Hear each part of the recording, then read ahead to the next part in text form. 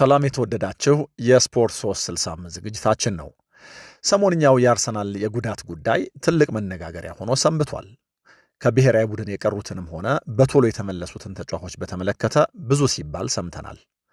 እውነታው ግን የአርሰናል ተጫዋቾች በውድድር ዘመኑ ብዙ የተናጠል ጉዳት የደረሰባቸው መሆኑ ነው። በጥቅሉ ባለፉት ዓመታት በቡድኑና በዋንጫ መካከል ትልቁ እንቅፋት ጉዳት ነበር ብሎ መደምደም ይቻላል። እንዴት የሚለውን በዝርዝር እናየዋለን። አብራችሁኝ እንድትሆኑ በአክብሮት እጋብዛለሁ። ሚኬል አርቴታ ከዚህ ቡድን ጋር መስመሩን አልፎ ዋንጫ ለማግኘት በጣም ብዙ ጥረቶች አድርጓል። በተለያየ መንገድ ቡድኑንም ሊገነባ ሞክሯል። ባለፉት 3 ዓመታት ሁለተኛ እየሆነ የጨረሰው ቡድኑ ግን በትልቁ ችግሩ ሊባል የሚችለው ጉዳት ነው። አርቴታ 2022-23 ለዋንጫ ከተፎካከረበት የውድድር ዘመን በኋላ ቡድኔ ፊዚካሊቲ ይጎለዋል፣ የተለያየ ሚና ተሰጥቷቸው የሚጫወቱ ተጫዋቾችም ያስፈልጉታል ብሎ በማመን ዴክላን ራይስ፣ ካይ ሃቨርትዝ እና ቲምበር አይነት ተጫዋቾችን አስፈረመ።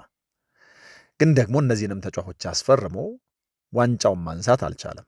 ለ2023-24 የውድድር ዘመን ደግሞ ያለመገመት ኤሌመንት ይፈጥሩልኛል፣ ይጨምሩልኛል ብሎ ያሰባቸውን ካላፊዮሪና ሜሪኖ አይነት ተጫዋቾች አመጣ። እንደዚህ ያለ መፍትሄ ይዞ ይመጣም ግን ቡድኑ ዋንጫ ማንሳት አልቻለም። በ3 ተከታታይ ዓመታት ሁለተኛ እየሆነ ጨረሰ።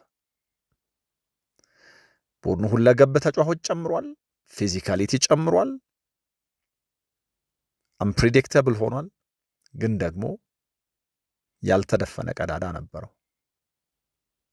ይሄ ቀዳዳ ደግሞ በዋናነት የሚመጣው በጉዳት ምክንያት ነው። ለምሳሌ ለዋንጫ በተፎካከሩበት የመጀመሪያ ዓመት ዊሊያም ሳሊባና ቶሚያሱ በወሳኝ ጊዜ ከቡድኑ ውጭ ሆኑ። ከዛ ደግሞ ቲምበር በቀጣዩ ዓመት ገና በመጀመሪያው ጨዋታ ከውድድር ውጭ ሆነ። ባለፈው የውድድር ዘመን ካይ ሃቨርትዝ፣ ኦዴጋርድ፣ ቡካዮ ሳካ፣ ገብርኤል አይነት ተጫዋቾች ለረዥም ጊዜ ከሜዳ የሚያረቅ ጉዳት ገጠማቸው። ስለዚህ ይህንን ተከትሎ ሚኬል አርቴታ ጥያቄዎች ሲጠየቅ የተለያዩ መልሶች መለሰ። ከሁሉም ግን ትኩረት የሚስበው ባለፈው የውድድር ዘመን ሊቨርፑል ሻምፒዮን ከሆነ በኋላ ፕሬስ ኮንፈረንስ ላይ ዋንጫውን ለማጣቱ ምክንያት የሆነው ምን እንደሆነ ሲጠየቅ ሚኬል አርቴታ የተናገረው ነው። አንደኛው ያደረግናቸው ወይ ደግሞ የተጫወትናቸው የጨዋታዎች ቁጥር ነው አለ ሚኬል አርቴታ። ከዛ በኋላ ግን ያደረግናቸውን ጨዋታዎች ደግሞ ባብላጫው በ10 መጫወታችን ወይ ደግሞ የዲሲፕሊን ጉዳይ፣ የካርድ ጉዳይ፣ የዳኝነት ጉዳይ በሚል ሐሳቡን አነሳ። ስለዚህ 38 ጨዋታዎች በሚደረጉበት ፕሪሚየር ሊግ ለሌሎች ውድድሮች እየተፎካከረና እየተጫወተ ያለ ቡድን በአብላጫዎቹ ጨዋታዎች በ10 እንዲጫወት የሚገደድ ከሆነ በጣም ትልቅ ክፍተት አለ ማለት ነው እና እንደዚህ ባለ መንገድ ረዥሙን ማራቶኑን የፕሪሚየር ሊግ ማኔጅ ማድረግ አይቻልም፣ ኮንሲስተንት መሆን አይቻልም ነው የሚኬል አርቴታ እምነት። ስለዚህ የጉዳት ጉዳይ እንዳለ ሆኖ ለምሳሌ ባለፈው የውድድር ዘመን የዲሲፕሊን ጉዳይ ወይ ደግሞ የካርድ ጉዳይ ትልቅ አስተዋጽኦ አበርክቷል። ከመሪነት ፖዚሽን በጣም ብዙ ነጥቦች ጥለናል አለ። ይህንን ማስተካከል ይኖርብናል የሚል ሐሳብ አነሳ። ይሄ ዲሲፕሊን ጉዳይ በዚህ የውድድር ዘመን በጣም በእጅጉ ተሻሽሎ መጥቷል። አርሰናል ምንም የቀይ ካርድ አልተመለከተም እስካሁን። ባለፈው የውድድር ዘመን 6 የቀይ ካርዶች ነበሩት ቡድኑ። ስለዚህ እንደዚህ ባሉ ጨዋታዎች ተጫዋቾች እንዲባክኑ፣ ብዙ እንዲሮጡ፣ ለሚቀጥሉት ጨዋታዎች በጣም እንዲዳከሙ ምክንያት ሆኗቸዋል። ከመሪነት ተነስተው ነጥቦች እንዲጥሉ ለእንደዚህ ያለ ችግር አጋልጧቸዋል። በዚህ የውድድር ዘመን ግን ከመሪነት እየተነሱ ሉዝ ያደረጓቸው ነጥቦች ከአምናው ጋር የሚስተካከሉ አይደሉም። ስለዚህ እነዚህ ነገሮች በጣም ተሻሽለዋል፣ ተስተካክለዋል ማለት ነው። ምናልባት ያልተስተካከለ ያልተቀየረ ነገር ካለ ግን ከጉዳት ጋር ያለው ጉዳይ ነው። በእርግጥ ይሄንን አድሬስ ለማድረግ በዝውውር ገበያው የሄዱበት ርቀት እንደ ቡድን አርሰናልን በጣም በብዙ ጠቅሞታል።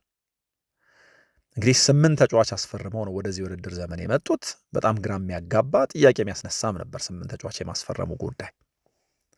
ግን ደግሞ በተለያየ ጊዜ አልተጠቀማቸውም ተብሎ ሚኬል አርቴታ የሚወቀስባቸው ተጫዋቾች ይኖሩ እንጂ ወይ ደግሞ መልቀቅ ሳይኖርበት እንደ ዋኔሪ አይነት ተጫዋቾች ለቋል በሚል ሐሳብ ይነሳ እንጂ በክረምቱ ባስፈረማቸው ተጫዋቾች ምክንያት ወይ ደግሞ ስኳዱን በማስፋቱ ምክንያት የፕሪሚየር ሊጉ ውድድር ውስጥ እስካሁን ድረስ እንዳለ በእርግጠኝነት መናገር ይቻላል። በዚህ ውድድር ዘመን በጣም ወሳኝ በሚባሉ አጋጣሚዎች ቡድኑን ማገልገል ያልቻሉ ተጫዋቾች ነበሩት።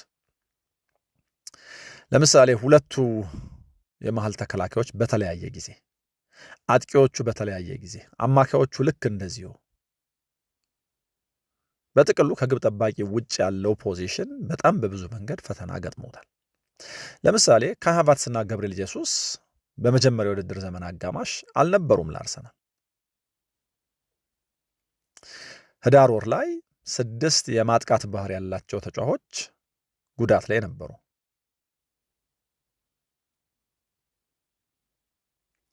ከዛ ውጪ ደግሞ ታህሳስ ወር ላይ የተከላካይ መስመሩ ችግር ገጠመው እና ከተከላካይ መስመር ተጣማሪዎቹ ቢያንስ 2ቱ በ9 ጨዋታዎች አልነበሩ። ለዚህ ከአራቱ የተከላካይ መስመር ተጫዋቾች 2ቱን የግራና የቀኝ ፉል ባኮች ጨምረን ሴንተር ባኮቹን ጭምር በታህሳስ ወር አርሰናል ካደረጋቸው 9 ጨዋታዎች ቢያንስ በየጨዋታው 2ቱ አልነበሩ። 3 ተከላካዮች ለ3 የሊግ ጨዋታዎች በመደዳ የፈረንጆቹ አዲስ ዓመት አካባቢ ገና አካባቢ አልነበሩ እና ዴክለር ራይስ የአደጋ ጊዜ ራይት ባክ ሆኖ የቀይ መስመር ተከላካይ ሆኖ እንዲጫወት የተገደደበት ጊዜ ነበር። አማካይ ክፍሉ ላይ በዚህ ልክ በጣም በተለየ መንገድ ምናልባት ከአንዱ የሁለት ተጫዋቾች የተለየ ልናነሳ የምንችለው ጉዳት ላይኖር ይችል ይሆናል፣ ግን ደግሞ በተለያየ ጊዜ ያጫጭር ምናምን ጉዳት ገጥሟቸዋል። እንግዲህ አማካዮችንም በተመለከተ ግን እንደው ከቁጥር አንጻር እናንሳው ካልን ከመጨረሻ የሊግ ጨዋታዎቻቸው ከ8 የሊግ ጨዋታዎቻቸው ቢያንስ 2 አማካዮቻቸውን አጥተዋል፣ ወይ ደግሞ በየጨዋታው 2 የአማካይ ክፍል ተጫዋቾቻቸው በመጨረሻ የሊግ 8 ጨዋታዎቻቸው አልነበሩም። እንግዲህ እዚህ ውስጥ የማርቲን ኦዴጋርድ ከዛ ደግሞ የሚኬል ሜሪኖን ጉዳት ታሳቢ ማድረግ ነው እና እንደዚህ ያሉ ጉዳቶች በጣም በተደጋጋሚ በመምጣታቸው ምክንያት ሚኬል አርቴታ ቡካዮ ሳካን ሴንትራሊ እንዲጫወት ቡድኑ ያለበትን የፈጠራ ችግር እንዲፈታ ወደ መሃል አስገብቶ ሊያጫውተው ሲሞክር አይተናል። ባለፉት ዓመታት አድርጎ የማያውቀው ነው በቡካዮ ሳካ ለማድረግ የሞከረው እና ከዊጋን አትሌቲክ ጋር በኤፍኤ ካፑ ተጫውቶ 4-0 ካሸነፈ በኋላ ሚኬል አርቴታ ይህንም በተመለከተ ሲናገርና አስተያየት ሲሰጥ ምንድን ያለው አስቀድሞ አጥቂዎቻችን ነበሩ፣ ከዛ ተከላካዮቻችን፣ አሁን ደግሞ ችግሩ የአማካዮቻችን ሆኗል፣ አማካዮቻችን ናቸው የሚጎዱት በማለት ጉዳት ምን ያክል እንደፈተናቸው ይናገራል። ግን ደግሞ ይህንን ተቋቁሞ ለመጫወት ተቋቁሞ ረዥም ርቀት ለመሄድ ሙከራ እያደረግን ነው እና አሁን ግን በእርግጠኝነት መናገር የምችለው ነገር አሁን ባለን ሁኔታ ረዥም መጓዝ በጣም ከባድ ስለሆነ የተጫዋቾቻችንን መመለስ አጥብቀን እናፍቃለን አለ። ይህንን ግን የምለው ከቁጥር ጋር ብቻ ሳይሆን ከሚሰጡን የተለያየ አማራጭ አንጻር ነው እንደየተጋጣሚዎቻችን በሚል ከቁጥር ያለፈ ግልጋሎት ተጫዋቾቹ እንዳላቸው መመለሳቸውንም በጣም እንደሚፈልግ ተናግሯል። የተማሳይ ፖዚሽን ላይ ብዙ ተጫዋቾች ሲጎዱ ጥያቄዎች ማንሳት በጣም አስፈላጊ ነው። ለምሳሌ ብዙ አማካዮች የሚጎዱበት ቡድን ለምንድን ነው አማካዮች የሚጎዱት የሚል ጥያቄ፣ ተከላካዮቹ የሚጎዱበት ቡድን ለምንድን ነው የሚል ምርመራ ማድረጉ በጣም አስፈላጊ ነው። አንዳንዱ ነገር የሆነ አይነት የግጥምጥሞሽ ይመስላል። ለምሳሌ የተከላካይ መስመር ተጫዋቾቻቸው ሳሊባና ሞስኬራ በቁርጭምጭሚት ጉዳት ምክንያት ከቡድኑ ውጭ ነበሩ እና ግን ተጫዋቾቹ የገጠማቸውን ጉዳት ለምን እዚህ ቦታ ላይ የሚጫወቱ ተጫዋቾች የቁርጭምጭሚት ጉዳት ገጠማቸው የሚል ምርመራ እንዳያደርግ እንደ ክለብ ወይ ደግሞ ጥያቄ እንዳናነሳ የጉዳቱም አይነት ብዙ የሚገመት አይደለም። በእርግጥ የአንዳንዶቹ ተጫዋቾች ጉዳት የግጭት ይሄ የንክኪ ምናምን ነው። ለምሳሌ ቤን ዋይት እና ማርቲን ኦዴጋርድ እንዲሁም ማድዌኬ እንደዚህ ያሉ ጉዳቶች ገጥመዋቸዋል እና በዚህ ምክንያት ተጫዋቾች ሲጎዱ ብዙ መጫወት ያልነበረባቸው ወይ ደግሞ የመጫወቻ ጊዜያቸው ማኔጅ ሊደረግ የሚገባቸው ተጫዋቾች ብዙ እንዲጫወቱ ይሆናል። የነሱ ደግሞ ብዙ መጫወት ወይ ደግሞ ያለ እረፍት በመደዳ የሚደረጉ ጨዋታዎች ላይ መገኘት ሌላ ጉዳት ይዞባቸው ይመጣል። ትልቁ ፈተናና ችግር የሆነው እሱ ነው እና ተጫዋቾችን ያለ ረፍት ማጫወት ያለው መዘዝ በጣም በብዙ አጋጣሚዎች ለጉዳት ቅርብ በሆኑት በእንደ ቤን ዋይት፣ ካላፊዮሪ አይነት ተጫዋቾች ታይቷል። እና ተጫዋቾች ባጣህ ቁጥር ያሉትና የቀሩት ተጫዋቾች ላይ ሎድ ታበዛለህ እና ደግሞ ይሄ በጣም አደገኛ ነው። ተጫዋቾችን አደገኛ የሆነ ችግር ውስጥ ይከታቸዋል ይላል ሚኬል አርቴታ። ለዚህ እንዳልኩት ለምሳሌ ቤን ዋይት ትክክለኛ ምሳሌ ነው። ሚኬል አርቴታ አደገኛ ሰርክል የሚለው ውስጥ ቤን ዋይት ገብቷል። ምክንያቱም የጉዳት ችግር አለበት በቅርቡ እንደምናስተውለው እና ከረዥም ጊዜ የጉዳት ቆይታ በኋላ ተመልሶ ግን ሲጫወት በ10 ቀን ውስጥ 4 ጨዋታዎችን በቋሚነት አደረገ። ለ109 የፕሪሚየር ሊግ ጨዋታዎች አምልጠውታል ቤን ዋይት። እንግዲህ ከ109 ቀናት በኋላ ሲመለስ ግን በ10 ቀን ውስጥ 4 ጨዋታ ለመጫወት ተገደደ። ገብርኤል፣ ሳሊባ፣ ሞስኩዌራ ተጎድተዋል። በዚህ ምክንያት ነው ጨዋታዎች እንዲያደርግ የተገደደው። እንደሚታወቀው ደግሞ በጣም ዴማንዲንግ ከሆኑ ሚናዎች አንደኛው የፉልባክ ሚና ነው። ምክንያቱም በዘመናዊ እግር ኳስ የፉልባኮች ሚና የቡድኑን ማጥቃት ከመዘወር አንጻር በጣም ትልቅ ዋጋ ያለው ነው። በተመሳሳይ ፍጥነት ወደኋላ ትራክ ባክ ማድረግ መመለስ ይኖርባቸዋል። ስለዚህ ማጥቃትን ማገዝ፣ ለተከላካዮቹ ሽፋን መስጠት ከፉልባኮቹ ይጠበቃል። ይሄ ማለት ያለማቋረጥ ይሮጣሉ ማለት ነው። ስለዚህ ሁልጊዜ በደንብ ቲዩን መደረግ አለባቸው፣ ጤናማ መሆን አለባቸው እና ከቤን ዋይት አንጻር ይህንን ካየ ነው ለ109 የፕሪሚየር ሊግ ጨዋታዎች ያልተጫወተ የሆነ ተጫዋች በ10 ቀን ውስጥ 4 ጨዋታ ሲጀምር ሚኬል አርቴታ እንደሚለው አደገኛው ሰርክል ውስጥ እየገባ ነው እና ይህንን ተከትሎ የጡንቻ መሳሳብ ጉዳት መጣበት። ከዛ ደግሞ ለ2 ሳምንት በድጋሚ ከሜዳ ራቀ። በእርግጥ ሳሊባ ተመልሶ ነበር፣ ግን ደግሞ ዊሊያም ሳሊባን ሪስክ ወስዶ ለ90 ደቂቃ ማጫወት ትክክል አልነበረም። ግን ደግሞ ከነበሯቸው የምርጫ ውስንነቶች አንጻር ይህንም ማድረግ ነበረበት እና ሚኬል አርቴታ ባይንግ ቲኬትስ ይለዋል እንደዚህ ያለውን ነገር የተጎዳን ተጫዋች ሌላ ተጫዋች በማጣት ምክንያት ሜዳ ላይ መቆየት ካለበት በላይ ማጫወት ወይ ደግሞ ከጉዳት የመጣን ተጫዋች ወይ ደግሞ ጤናማ ሆኖ እንኳን እየተጫወተ ያለን ተጫዋች በጣም ኦቨርሎድ ማድረግ። በእርግጥ እዚህ ጋር እርስ በርሱ የሚጋጭ የሚመስል ሀሳብ አለ። ሚኬል አርቴታ በፍጹም ሊያሳርፋቸው የማይፈልጋቸው ተጫዋቾች ወይ ደግሞ የማይደፍራቸው ተጫዋቾች አሉ። አንደኛው ዙቢሜንዲ ነው። ለምንድን ነው ለኖርጋርድ እድሉን ያልሰጠው ምናምን የሚል ነገር ይነሳል። ይሄ በጣም ብዙ ጊዜ ልናነሳው ሞክረናል። እውነት ነው። ሮቴት በማድረግ ተጫዋቾቹን በማመን ምናልባት በጣም ወሳኝ ለሆነው የፕሪሚየር ሊግ ራኒን መዘጋጀት ይችል ነበር ብሎ መናገር ይቻላል። ግን ደግሞ ትልቁ ጥያቄ ስታንዳርድ ወይ ደግሞ ቡድኑ የሚጫወትበት ስታይል ይመስለኛል። እና ደግሞ እንደ ቡድን ሊጉን ይምራ እንጂ አርሰናል ኮምፈርቴብል ሆኖ ጨዋታዎች አያሸንፍም። በዚህ ምክንያት እያንዳንዱ ጨዋታ የፋይናል ያክል ነው። ስለዚህ ከዙቢሜንዲ ወደ ኖርጋርድ የሚደረገውን ሽግግር እንደ አሰልጣኝ ሚኬል አርቴታ አልደፈረም እና ደግሞ ተጫዋቾች ብዙ በተጫወቱ ቁጥር የበለጠ ሻርፕ ይሆናሉ ብሎ ያስባል እና ይሄ እንዳልኩት ትንሽ ሊጋጭ ይችላል እርስ በርሱ። ግን በጥቅሉ ቡድኑ በጣም ብዙ ጉዳቶች አስተናግዷል። እነዚህን ጉዳቶች በተመለከተ ግን እንደው ያለውን ፈተና አልፎ ዋንጫዎች ማንሳት፣ ለትልልቅ ነገሮች መንደርደር ሚኬል አርቴታ በጣም ወሳኝ ነው ይላል።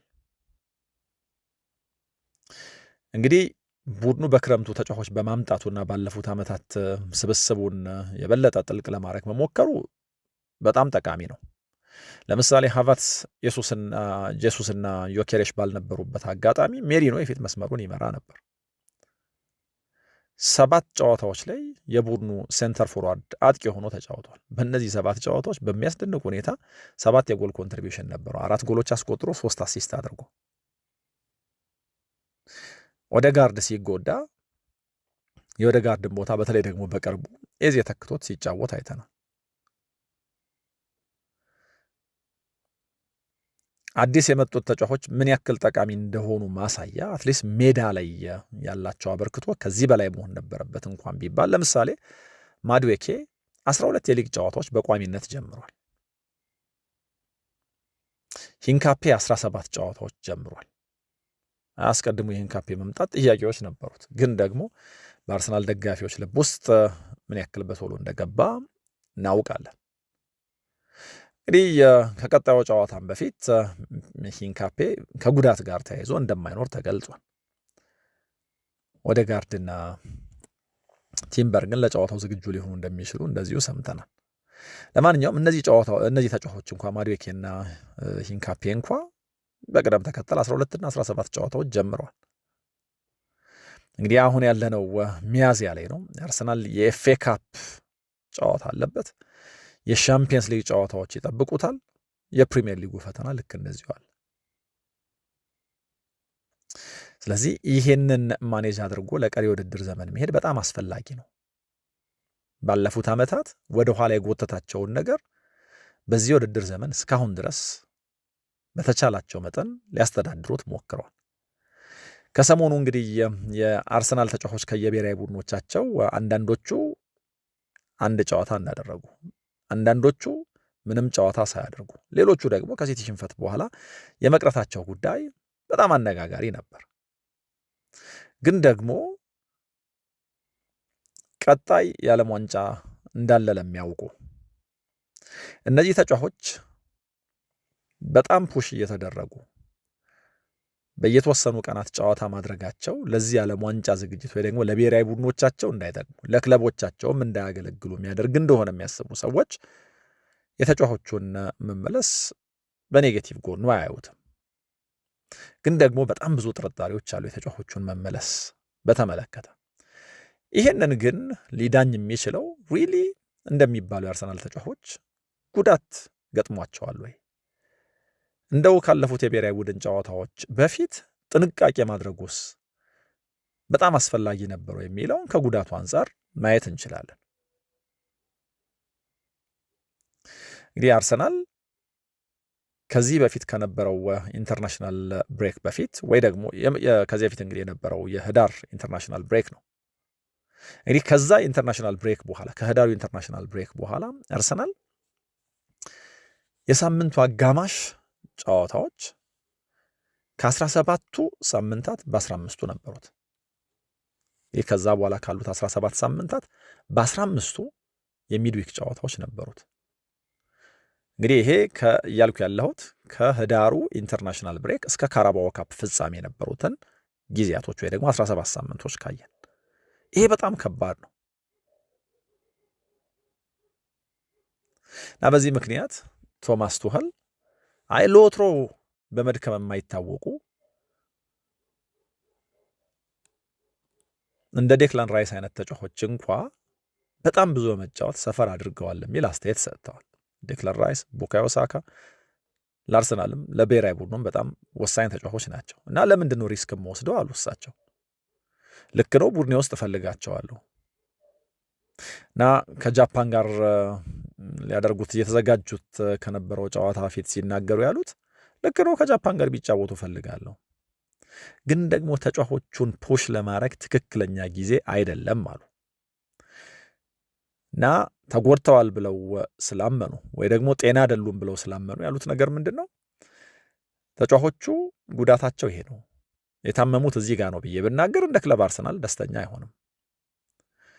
ዴክላን ራይስ የሆነ ምቾት ማጣት እንዳለው ይሰማኛል። በህመም ነው ሲጫወት የከረመው እና ተጨማሪ ጨዋታዎች እንዲያደርግ ብናረገው ወይ ደግሞ ብንገፋው መዘዙ በጣም የከፋ ይሆናል። በፍጹም ስሜት አይሰጥም። እስካሁን ድረስ ሲጫወት የከረመው በ70 በመቶ አቅሙ ነው። የቡካዮ ሳካም ተመሳሳይ ነው። ስለዚህ እነዚህን ተጫዋቾች እፈልጋቸዋለሁ ነው።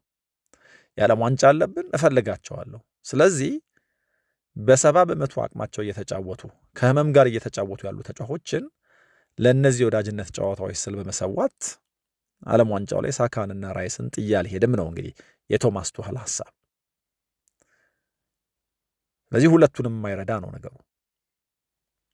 ሌሎች የብሔራዊ ቡድን ግዴታ የነበራቸው ተጫዋቾች አሉ። ለምሳሌ በክለብ በተለይ በሊጉ በጣም ብዙ ጨዋታዎች ያላደረገው ወይ ደግሞ ተጠባባቂ የሆነው ገብርኤል ማርቲኔሊ ወደ አሜሪካ ሄዶ ለብራዚል ብሔራዊ ቡድን ሲጫወት ነበር። የቡድን አጋሩ ገብርኤል ማጋሌሽ ግን ባለፈው ዓመት 2 ጊዜ የሃምስትሪንግ ጉዳት ገጥሞታል እና ከመጨረሻው ኢንተርናሽናል ብሬክ በኋላ ግን ሲመለስ ወይ ደግሞ ከጉዳት ካገገመ በኋላ ካለፉት 14 የሊግ ጨዋታዎች በ13ቱ ጀምሯል። እዚህ አሁን ወደ ብሔራዊ ቡድን መሄድና ጨዋታዎች ማድረግ ለዚህም ተጫዋች ብዙ ስሜት የሚሰጥ አይደለም።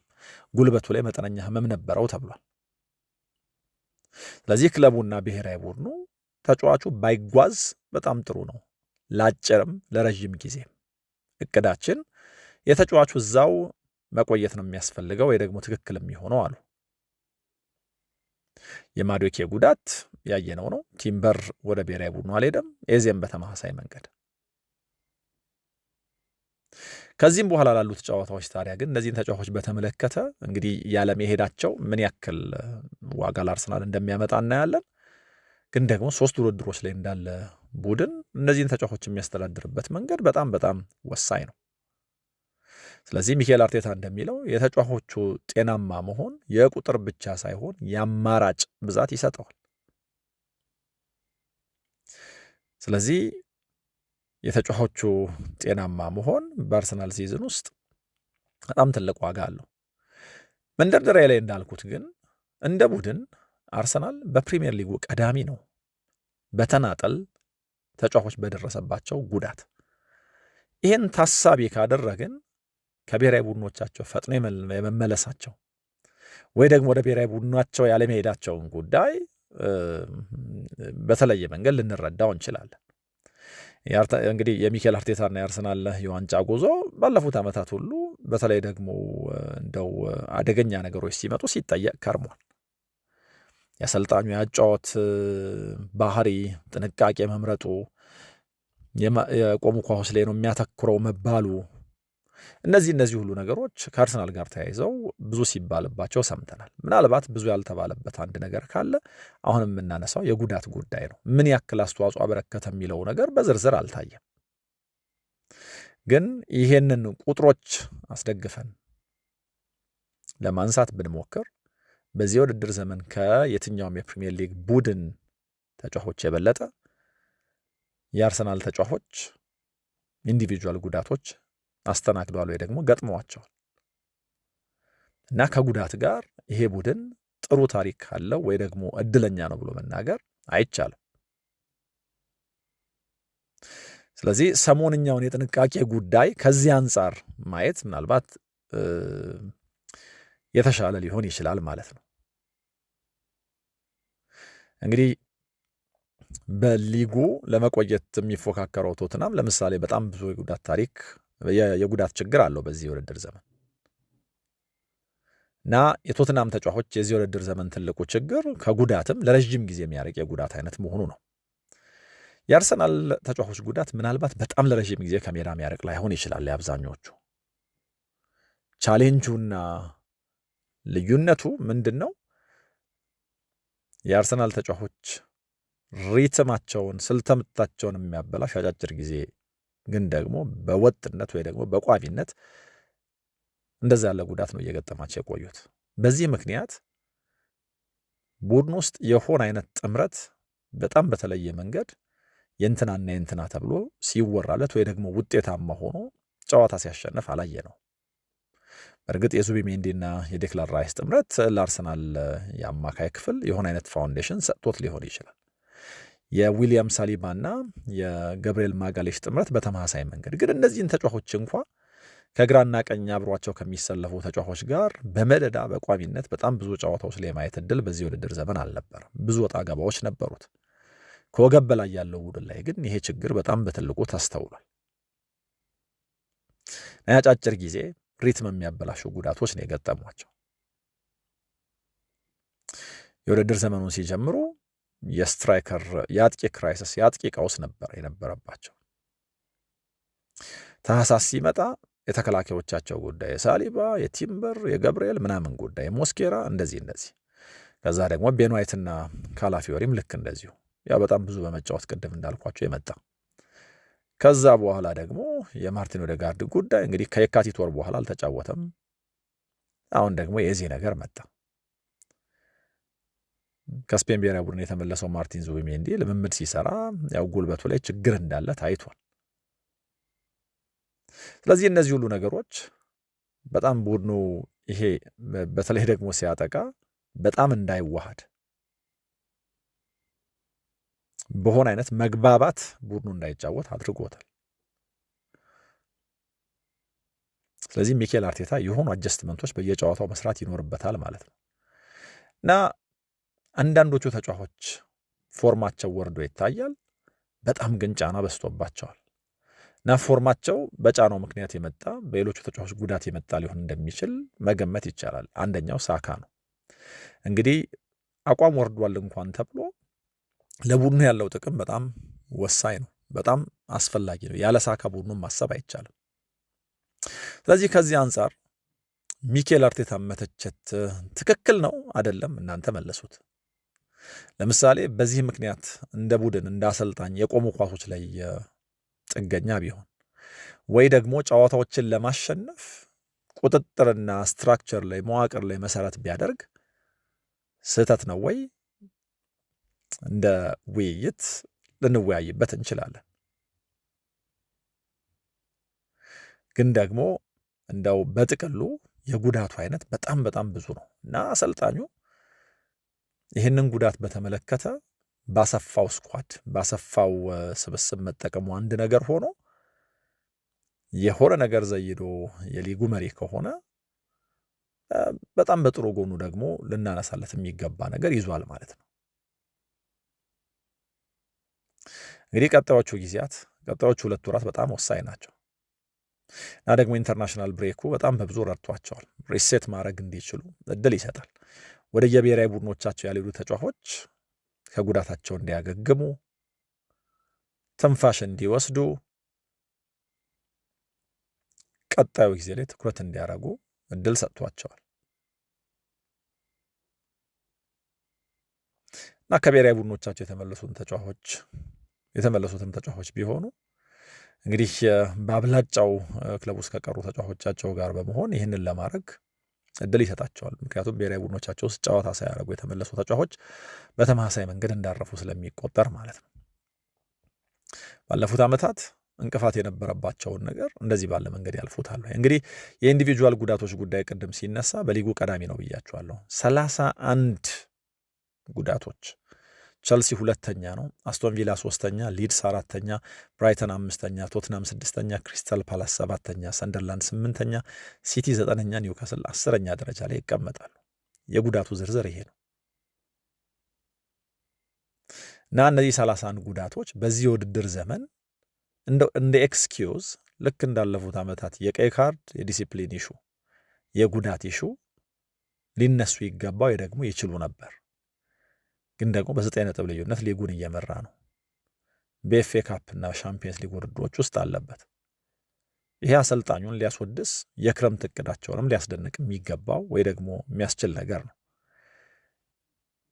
በቀሪው ጊዜ ግን ተጨማሪ ጉዳቶች ቢመጡ እንዴት ባለ መንገድ ማኔጅ ያደርጋል የሚለው በጣም ወሳኝ ነው። እስካሁን የመጡበትን መንገድ አድንቀን ቀጣዩን ግን በጣም ጥንቃቄ ደግሞ ሊያስፈልገው እንደሚችል መናገር ግድ ነው። ምክንያቱም እስካሁን የመጡበት መንገድ የሊጉ መሪ አድርጓቸዋል። በውድድር ዘመኑ መጨረሻ ዋንጫ ማያመጣላቸው ከሆነ ምንም ትርጉም የለው። ዋንጫ እንዲያመጣላቸው አድርጎ ነገሩን ማኔጅ ማድረግ በትልቁ ከዚህ በኋላ የሚኬል አርቴታ የቤት ስራ ይሆናል። ለመጠቅለል ያክል ግን ጉዳት ያለፉት ዓመታት ያርሰናል በጣም ትልቁ ጠላት ነበር። ጉዳትና መዘዙ ሚኬል አርቴታን ቡድኑን ከዋንጫ ርቆት ቆይቷል። በዚህ የውድድር ዘመን ይሄን ይሻገሩታል? እስካሁን ጥሩ መጥተዋል። ከዚህ በኋላ ያለውን እናያለን። ወደ ሁለተኛው ጉዳይ ልውሰዳችሁ። የኤንዞ ፈርናንዴዝ ጉዳይ በጣም አነጋጋሪ ሆኗል። ቸልሲ ከፖርት ቫሌና ከማንቸስተር ሲቲ ጋር የሚያደርጋቸው ጨዋታዎች ያመልጡታል። ለእነዚህ ጨዋታዎች ተቀጥቷል ተብሏል። እንግዲህ የቸልሲ ሁለተኛ አምበል ነው ከሪስ ጄምስ ቀጥሎ አሰልጣኙ በኤፍኤ ካፑ ከፖርት ቫሌ ጋር ከሚያደርጉት ጨዋታ አስቀድሞ ሁለቱ ጨዋታዎች እንደሚያመልጡት ተናግረዋል። እንግዲህ በኤፍኤ ካፕ ጨዋታ ካደረጉ ከ8 ቀን በኋላ ማንቸስተር ሲቲን ኤፕሪል 12 ይገጥማሉ። እና ኤንዞ ፈርናንዴዝን በተመለከተ ሲናገሩ መስመር አለፈ ብለዋል። ከኤንዞ ጋር ተነጋግረን ነበር፣ ግን ደግሞ እንደ እግር ኳስ ክለብ እኔም ራሴን የዛ አካል አንዳርጌ የሂደቱ አንድ አካል አድርጌ ውሳኔ ወስነናል እና በዚህ ምክንያት የኤፍኤ ካፑም ሆነ የፕሪሚየር ሊጉ ጨዋታ ያመልጠዋል አሉ። እንግዲህ ከአሰልጣኙ ሮሴኒየር ጋዜጣዊ መግለጫ በኋላ የተጫዋቹ ወኪል የቀድሞ አርጀንቲናዊው ተጫዋች ሃቪየር ፓስቶሬ ነው እና አንፌር ነው፣ ትክክል አይደለም ብሏል፣ ተቃውሞታል። እና ቸልሲ ተጫዋቹን የያዘበት መንገድ አስደሳች ስላልሆነ ከዓለም ዋንጫው በኋላ አማራጮቻችንን እናያለን። ከቸልሲ ጋር በሌላ ኮንትራት ጉዳይ የደረስንበት ስምምነት የለም ብሏል። በተመሳሳይ መንገድ የማርኮ ኩሬያም ጉዳይ እንደዚሁ ቸልሲ ውስጥ መነጋገሪያ ነበር። እሱም በጣም በተለየ መንገድ ማየት እንወዳለን ብለዋል ቸልሲዎች። አሰልጣኙም ከተጫዋቹ ጋር ተነጋግሬያለሁ ብለዋል። ግን ደግሞ ከኤንዞ ፈርናንዴዝ ብዙ የራቀ የተለየ አስተያየት አይደለም የሰጠው። ምንድን ነው ኤንዞ ፈርናንዴዝ ያለው? አንደኛ በፓሪስ ሳን ዠርማ በአግሪጌት 8-2 ከተሸነፉበት ጨዋታ በኋላ የሰጠው አስተያየት ነው። በእርግጥ የመጀመሪያው የፓርክ ደ ፕሪንስ ጨዋታ ላይ የብስጭቱን ግብ ጠባቂው ላይ ገልጿል። ከዛ ግን ደግሞ በደርሶ መልስ 8-2 ከተሸነፉ በኋላ አስተያየት ሰጥቷል እና ቆይታውን በተመለከተ ሲጠየቅ ለምሳሌ እርግጠኛ አይደለሁኝም፣ በዚህ ውድድር ዘመን በጣም ጥሩ ፎርም ላይ ካሉ ወይ ደግሞ ጥሩ ከሚጫወቱ ተጫዋቾቻቸው አንደኛው እሱ ነው። ይህ በ46 ጨዋታዎች 12 ጎሎች አስቆጥሯል በሁሉም ውድድሮች እና ቆይታውን በተመለከተ ሲያወራ እንግዲህ አሁን በሊጉ ቀሪ ጨዋታዎች አሉ፣ ኤፍኤ ካፕ መርሃ ግብር አለን እና ደግሞ የዓለም ዋንጫ አለ፣ ከዛ በኋላ የሚሆነውን እናያለን ነበር ያለው። ይሄ ብቻ ግን አይደለም። የኤንዞ ፈርናንዴዝ ቃለ ምልልስ ላይ ለተለያዩ ሚዲያዎች ቃለ ምልልሶች ሰጥቷል እና ለምሳሌ አንደኛው ምንድን ነው የሚለው በኤንዞ ማሬስካ መሄድ ደስተኛ አይደለሁም ነው። ይህንን ኩኩሬያም ተናግሮታል። የልምድ ማጣት ጎድቶናል እና ደግሞ ኤንዞ ማሬስካ መልቀቅ አልነበረብንም በሚል እና ምንም ጥርጥር የለውም እንደ ቡድን በጣም ጎድቶናል አለ። ምክንያቱም አሰልጣኛችን ማንነት ሰጥቶን ነበረ እና እግር ኳስ አንዳንድ ጊዜ መጥፎ ውጤቶች ይዞ ቢመጣ ከበስተጀርባ እየሰራ ያለውን ስራ በሚገባ አያሳይም። ስለዚህ ከኤንዞ ማሬስካ ጋር ጨዋታዎች ያላሸነፍንባቸው አጋጣሚዎች ይኖሩ ይሆናል። ውጤቱ መጥፎ ሆኖ ሊሆን ይችላል። ግን ደግሞ እንዴት መጫወት እንዳለብን፣ ምን ማድረግ እንዳለብን በሚገባ እናውቀው ነበር ብሏል እና አይደንቲቲ ነበረን። ወደ ልምምድ ሜዳ ሲመጣ ሁል ጊዜም በጣም ግልጽ ማንነት ይዞ ነው የሚመጣው። ምን ማድረግ እንዳለበት፣ ምን ሊያሰራን እንደሚፈልግ ሁላችንም መረዳቱ ነበረን። ስንጫወትም ልክ እንደዛው። ስለዚህ አሰልጣኛችን መሄድ በጣም ጎድቶናል ብሏል። በተለይ ደግሞ የውድድር ዘመኑ አጋማሽ ላይ መሆኑ። ኩኩሬያም ይሄንን ያለው ከዛ የፓሪስ ሳን ዠርማ ጨዋታ በኋላ ፈርናንዴዝ በኤቨርተን የተሸነፉበትም ጨዋታ ላይ 90 ደቂቃ ተጫውቷል። ከዛ በኋላ ደግሞ ለአንድ የአርጀንቲና ሚዲያ ልክ እንደዚሁ ተናገረ እና እዛ የአርጀንቲና ሚዲያ ላይ ደግሞ ሲያወራ እንደው የት መኖር ትመርጣለህ? የትኛው የአውሮፓ ከተማ የበለጠ ለመኖር ያጓጓሃል ሲባል ሁሉ ጊዜ ለባለቤቴ እንደው መምረጥ ካለብኝ ለቦነስ አይረስ የቀረበ የአኗኗር ዘይቤ ያለበትን ማድሪድን እመርጣለሁ አለ።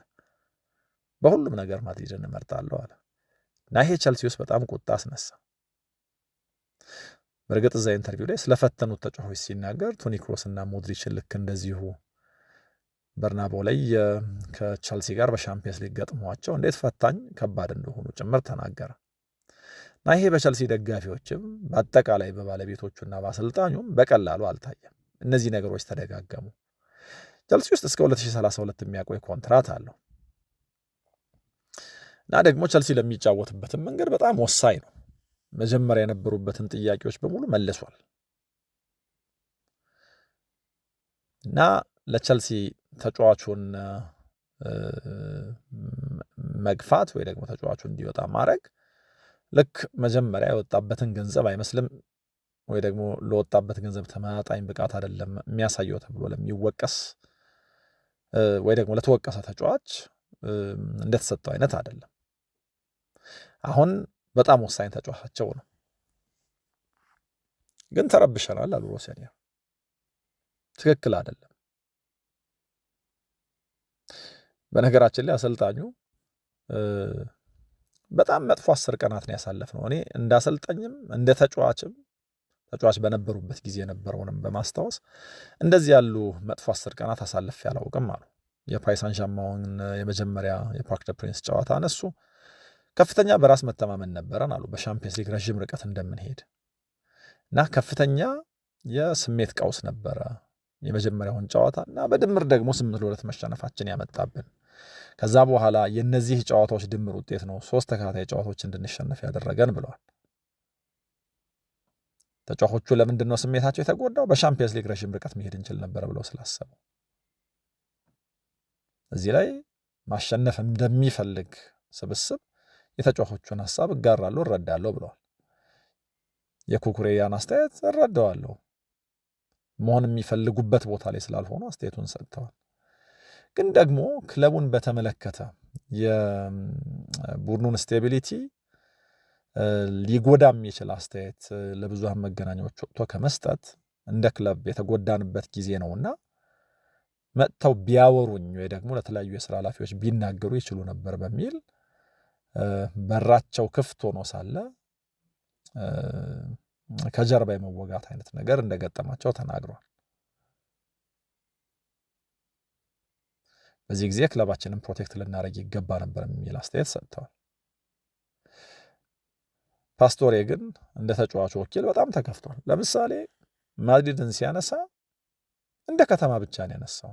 ማድሪድ ውስጥ መጫወት እፈልጋለሁ አላለም እና ማድሪድ ውስጥ ብኖር የሚል ሀሳብ ማንሳቱ ምንድን ነው ችግሩ ብሏል።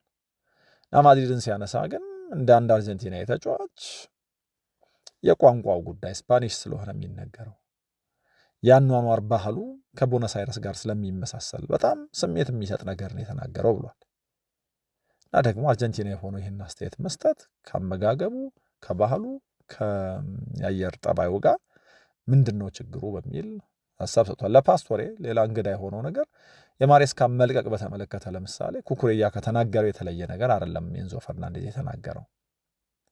እንደውም ኩኩሬያ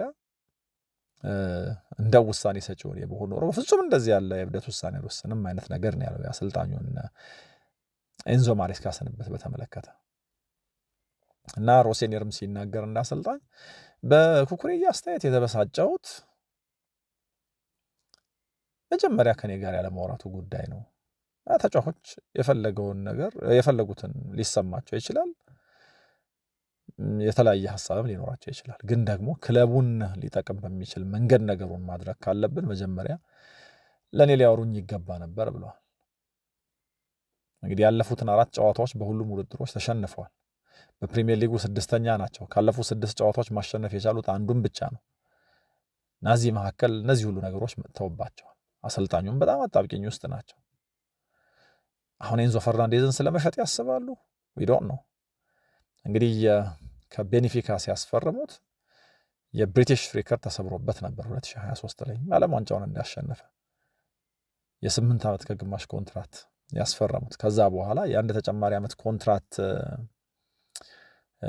ኦፕሽን ስለነበራቸው ያንን ትሪገር አድርገው እንግዲህ የቸልሲ ውስጥ የሚቆይበትን ጊዜ ያራዝሙታል። ስለዚህ እስከ 31 ዓመቱ ድረስ ቸልሲ ውስጥ እንዲቆይ አድርገው ነው። በእርግጥ እንደዚህ ረዘም ያሉ ዝውውሮች ከዚህ ከሂሳብ መዝገብ አያያዝ ጋር በተያያዘ ቸልሲዎች ሲያደርጉት የከረሙት ነው። 103.6 ሚሊዮን ፓውንድ ነበር የወጣበት። በጣም ጥሩ ተጫዋች ነው። ከዚህ በላይ የብቃቱ ጫፍ ላይ ሊወጣ ወይ ደግሞ በጣም የተለየ ከፍታ ሊነካ ይችላል። ግን ደግሞ ፈላጊው ማድሪድ ከሆነ ማድሪድ አሁን ላይ 100 ምናምን ሚሊዮን ፓውንድ እያወጣ ተጫዋች የሚገዛ ክለብ አይደለም። ማን ነው የተጫዋቹ ፈላጊ? ማን ነው የሚወስደው? ቸልሲስ እንደው ከዚህ በኋላ ይህን ሪሌሽንሽፕ ለመጠገን ይሞክራሉ ወይስ ደግሞ ለመሸጥ ተጫዋቹን ገበያ ላይ ይዞት ይወጣል የሚለው በጣም አነጋጋሪ ነው። ግን የቸልሲ ተጫዋቾች በፍጹም ደስተኛ እንዳልሆኑ መነገር ከጀመረ ሰንብቷል። አሁን ወደ አደባባይ ወጥተው ይሄንን እያሉ ነው። በማለታቸው ምክንያት እንግዲህ ከነዚህ ሁለት ወሳኝ ጨዋታዎች ታግዷል። ኤፍኤ ካፑ ምናልባት ብዙ ፈታኝ ላይሆን ይችላል ለቸልሲ።